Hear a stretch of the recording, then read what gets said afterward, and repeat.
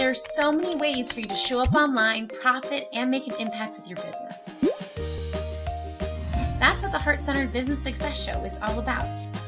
Inspiring you with stories of generous women and equipping you with real strategies to help your business succeed, because I know you've got a powerful gift to share. Thanks for tuning into the show.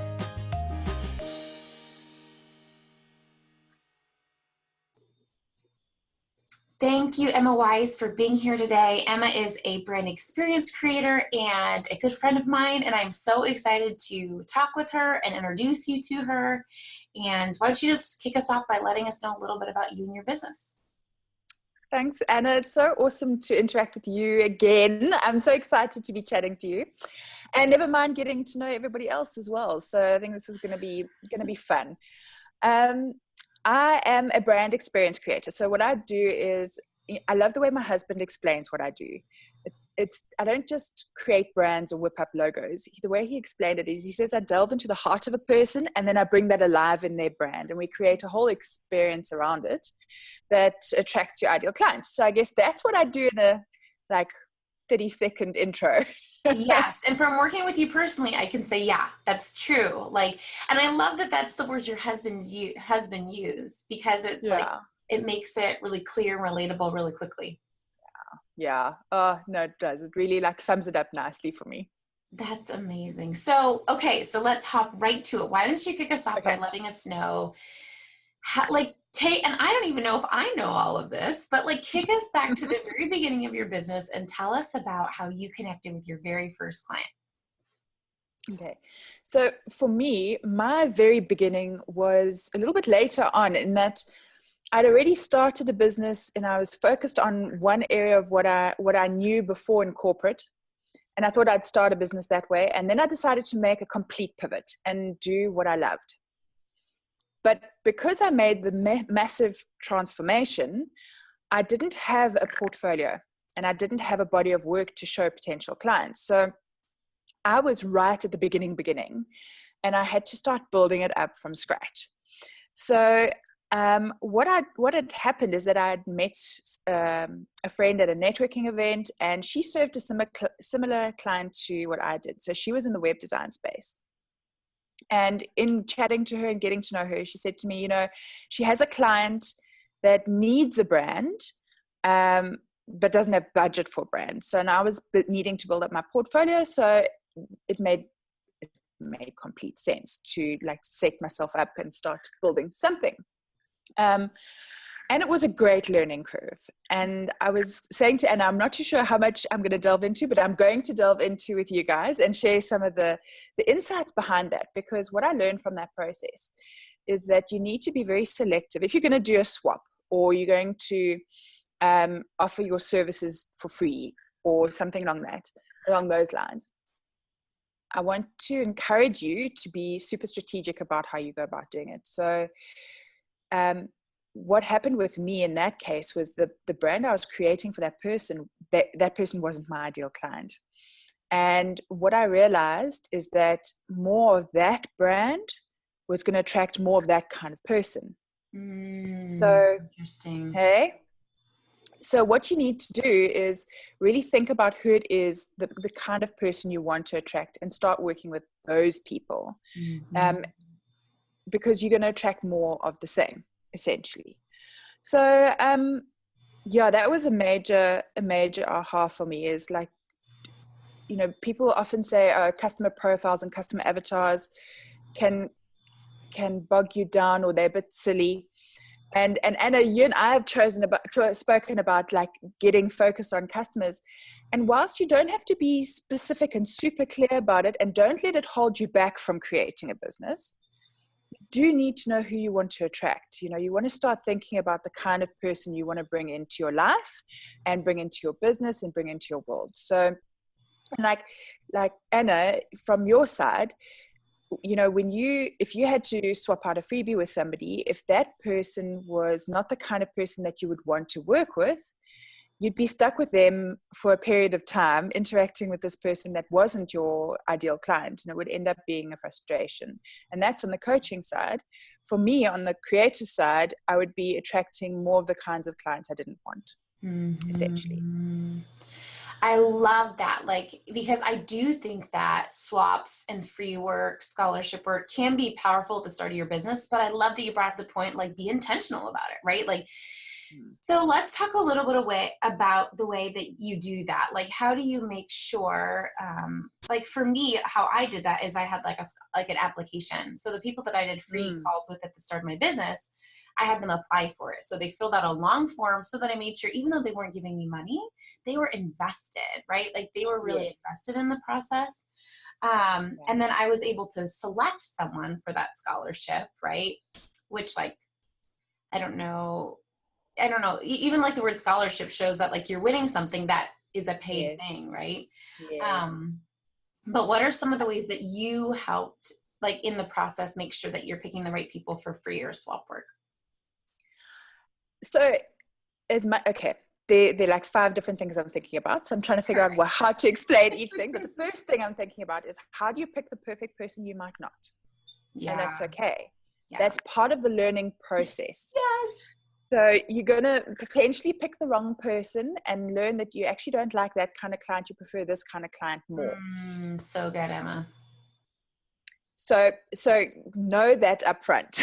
And be okay with it, right? And even like people that have paid me, when they haven't been the right fit, I've been able to, exactly like you said, say, it shows me even clearer next time who my ideal clients are. Yes. And even now, I mean, we were talking before the call, I was talking about some clients that I'm interacting with now. Even though I knew they weren't exactly ideal, I thought I'd test out the process, and it was confirmed. So I suppose the first thing you need to know or the first like gauge you can use is your gut sense.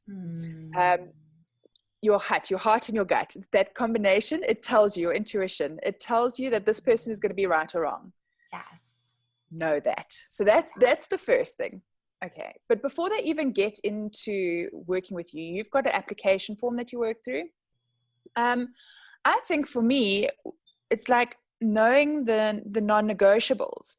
So like in the design space, if I had to interact with somebody who wanted, I don't know if you've got is the Michelin Man an international logo, right? Yeah. Okay. So say somebody wants a Michelin Man logo. Well, cartoon characters and emblems and those sorts of designs, that's not my area of speciality. And if somebody comes to me for that, they aren't my right client. So that's like a practical non-negotiable. But then there's also some character non-negotiables as well. You know the kind of person that you want to work with. Maybe you really don't resonate with driven women who make decisions very quickly.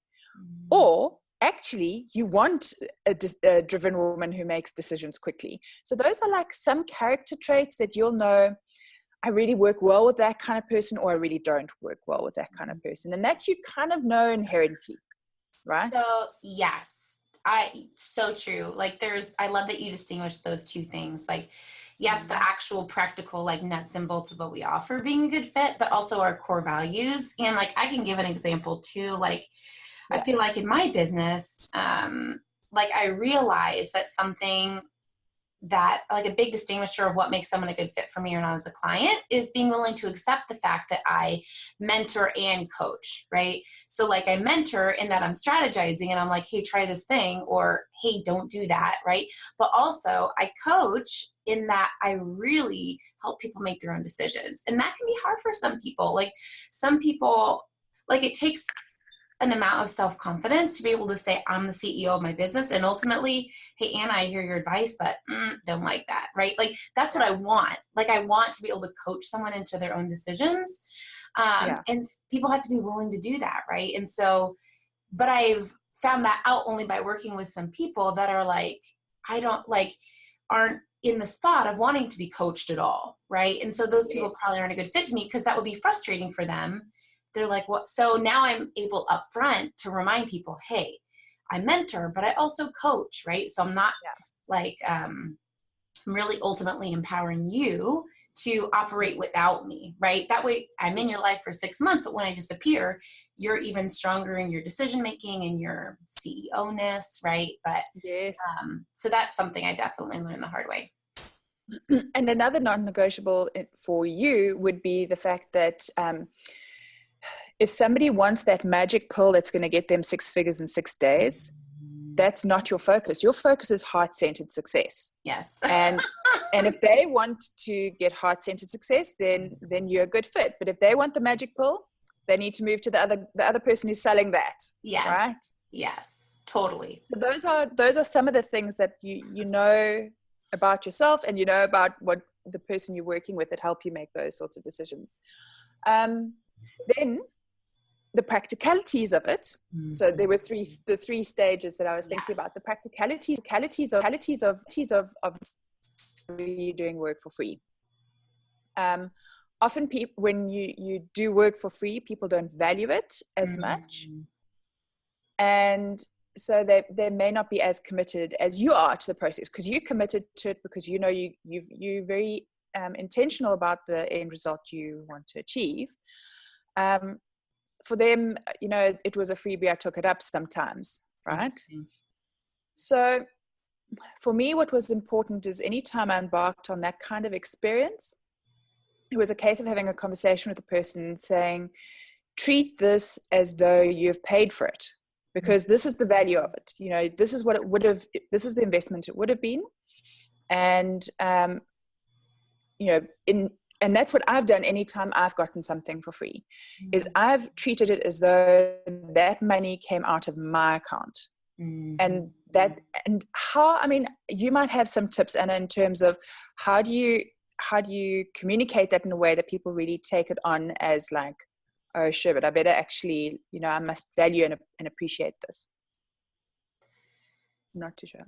Yeah, no, that's so good. And maybe I missed your question, but what I wanted, but maybe what I was going to say too is that I feel like that's such a good point, because like on the receiving end, and maybe this isn't where you were taking it, but like as you accept free work in your business, also making sure that you can be committed to it too. Because I feel like I've taken the mistake too of someone's been like, hey, Ann, I'll do this for you for free. And I've been like, oh, sure. Right. But I haven't really seen or really been aware of, or even asked the question, okay, what is this going to require of me? Or what do you need me to commit to you, so that we can both get the best out of the relationship? So I guess to answer your question, on the sending end of the offer, really making it clear and saying if they're okay with the whole commitment, so that you can both get full value. What do you think?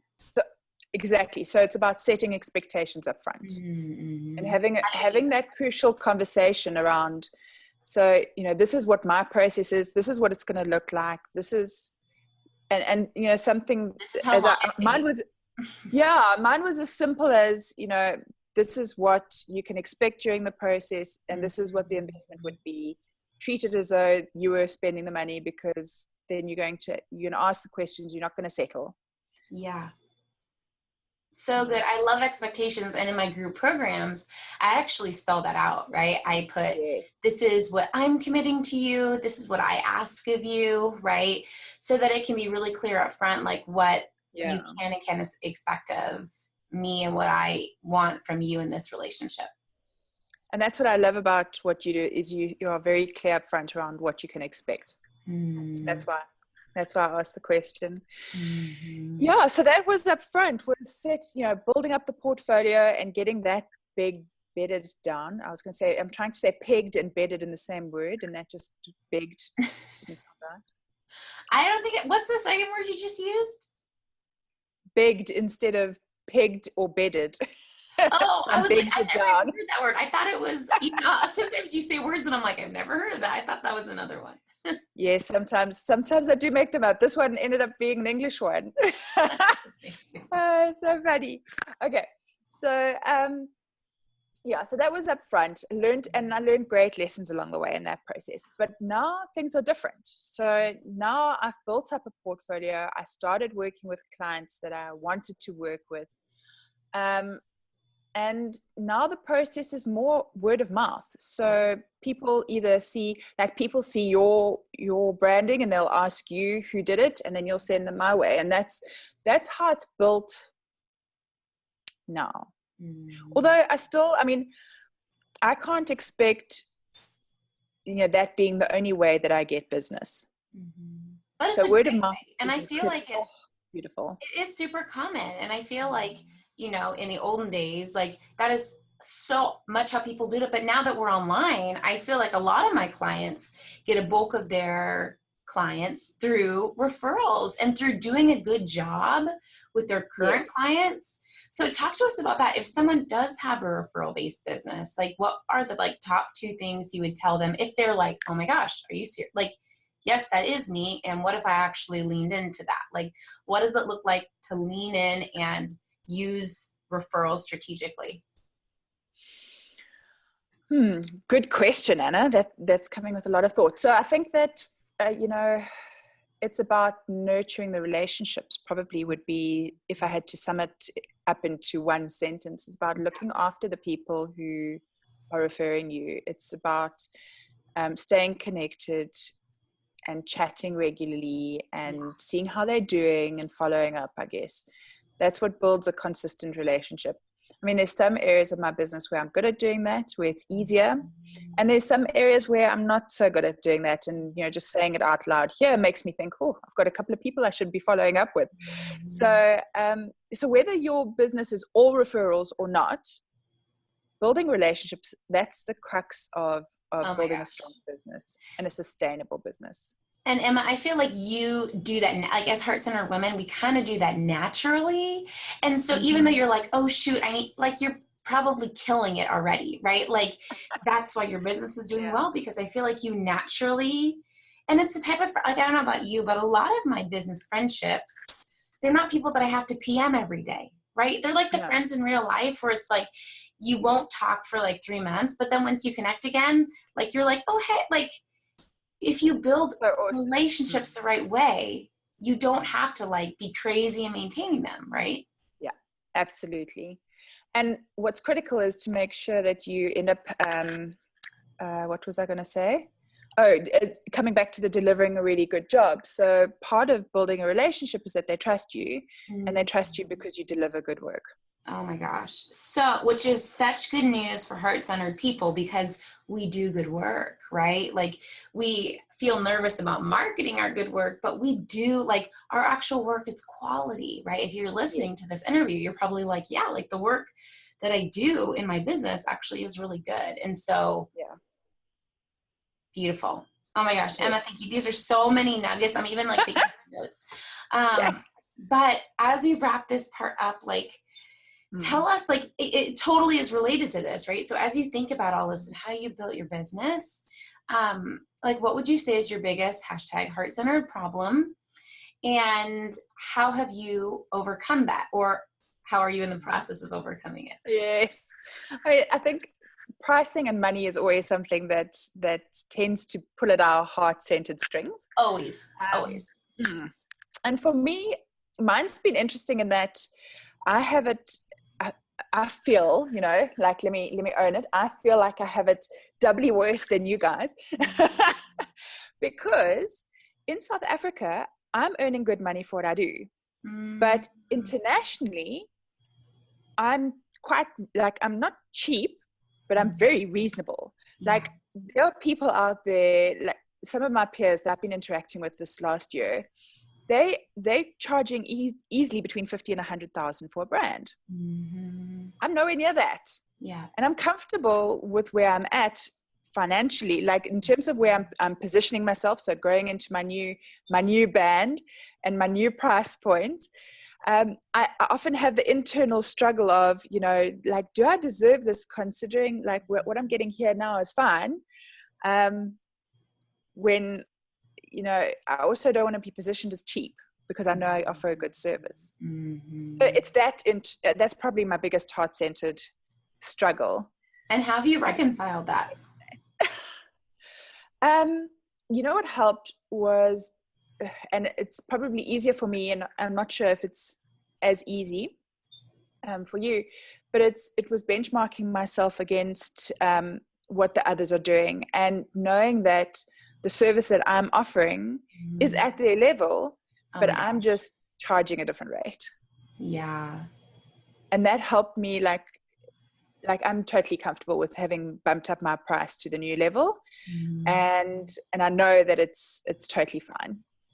It's just, you know, because I'm actually, I'm like halfway where I need to be. So yeah, that's Mhm. the struggle. So good. Thank you for bringing that up. I Yeah, feel like pricing is a huge thing for women like us. So, it is. so thankful for you, and thank you for your story. And as we wrap up, like, tell people, I know you have a free resource for people. I would love for I you to talk about it. do.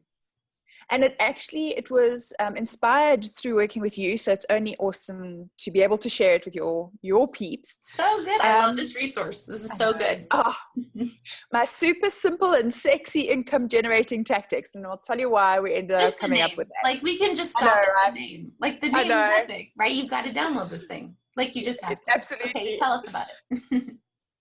Every time my husband told me I needed to cold call, I would get hives at the thought of cold calling, because I think that's the huge heart center problem, is like, where do we find clients? So over time, I developed 16 different ways that I can go and do things that would attract clients in a heart-centered way. And I put that together on a PDF, and it just sparks you. It gives you 16 different ways. There's got to be one in there that you can go and do today and go and start bringing clients in, essentially. So good, Emma. So, and where do they find that? Anna, I have it on It's a okay. I'll post the link. link. Can I I'll put the post the link link. somewhere? Yeah, yeah. Okay, cool. I'll share the link too. So Good. good. Emma, well, Yay. thank you so much for being here and just sharing your heart so honestly. Aw. And I feel like I learned some fun new nuggets about you. So thank you. Yay. Yay. Awesome. And thanks for having me. You're welcome.